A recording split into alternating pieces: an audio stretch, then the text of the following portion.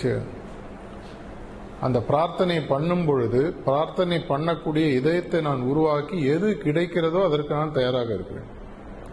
கடவுள்கிட்டயோ குருநாதர்கிட்டயோ condition போட முடியாது.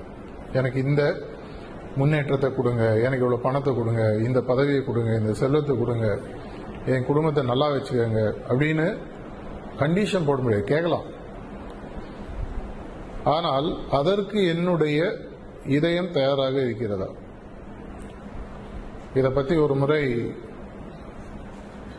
மணப்பாக்கத்தில் charge Maharaj பேசும் பொழுது, ஜனவரி 1, 2005 புது வருடம், நார்மலா காத்தால சத்சங் கொடுப்பாரு. கொடுத்துட்டு பேசும்பொழுது அவர் சொன்ன ஒரு விஷயம் பார்த்தீங்கன்னா,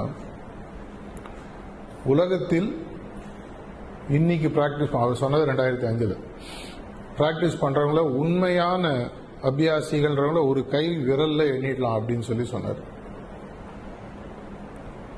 அதுல அவர் சொன்னது அந்த 5ல் ஒரு ஆள் பாபுஜி மகாராஜ் சொல்லி சொன்னார். அவருடைய ஹியூமிலிட்டி அதுக்கு மேல அவர் சொல்லலை. அப்கோர்ஸ் அன்னைக்கு தாஜியும் மணப்பாக்கத்தில் இருந்தார். அப்போ யூஎஸ்லேருந்து வருவார்.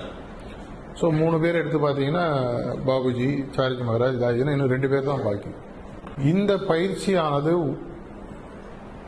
கோடிக்கணக்கான வருடங்கள் நீங்கள் ஆன்மீக பயிற்சியை தனியாக செய்தாலும் கிடைக்காத ஒரு பெரிய முன்னேற்றத்தை ஒரு வாழ்விலேயே கொடுக்கக்கூடிய ஒரு மார்க்கம்.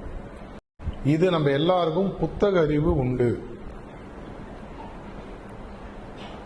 பேப்பர்ல நம்ம சொல்லுவோம், ஏட்டு சுரைக்காய் கறிக்கு உதவான். பேப்பர்ல சுரக்காய் சுரக்கான்னு எழுதினா அது கறி ஆகாது.